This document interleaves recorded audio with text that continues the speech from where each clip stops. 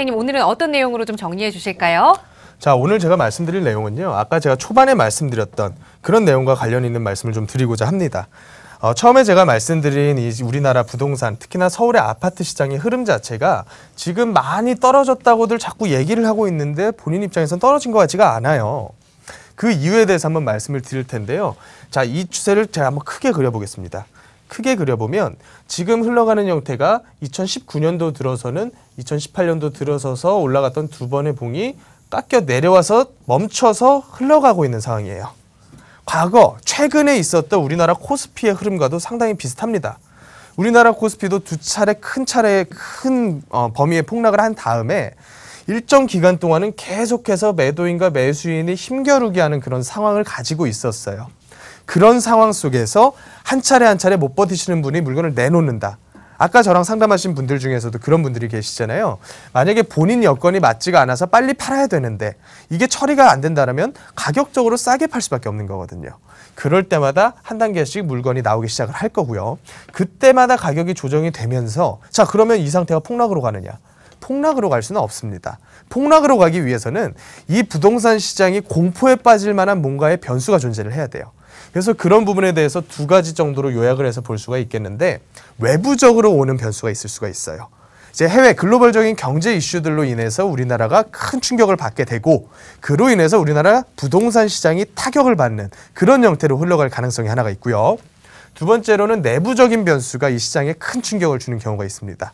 그런 경우는 두 가지를 한번 보시자면 일단 지금 노출이 되어 있는 변수들 중에서는 가장 큰 게 사실 중국 문제입니다. 중국은 경제 위기에 대한 얘기가 계속 작년부터 흘러나왔는데 GDP 대비한 채무가 너무 많다. 이 채무 문제에 대해서 디폴트 될 가능성이 크다라는 점.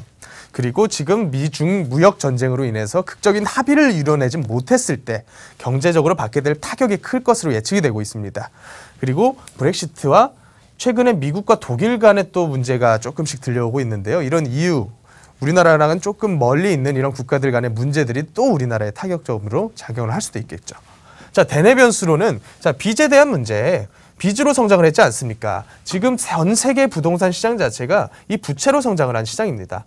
근데 이 부채에 대해서 한계 가구나 한계 기업들이 많이 늘어나고 있다는 점.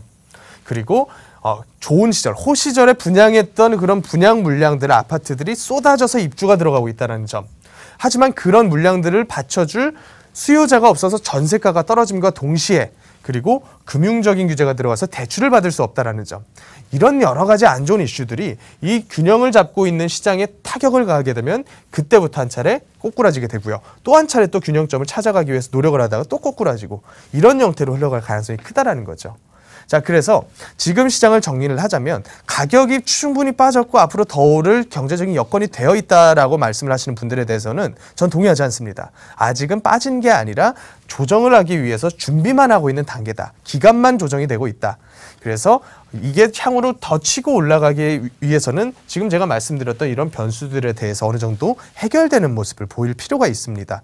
그렇지 않고서는 이게 장기적인 대세 하락 쪽으로 흘러갈 가능성이 훨씬 더 크다라고 보고 있습니다.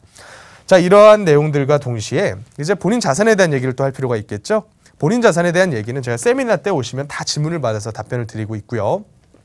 이제 자산을 어떤 식으로 꾸려나가면서 나의 자산을 업그레이드 할 것인가에 대해서 제가 매주 월요일과 수요일에 세미나를 진행을 하고 있습니다.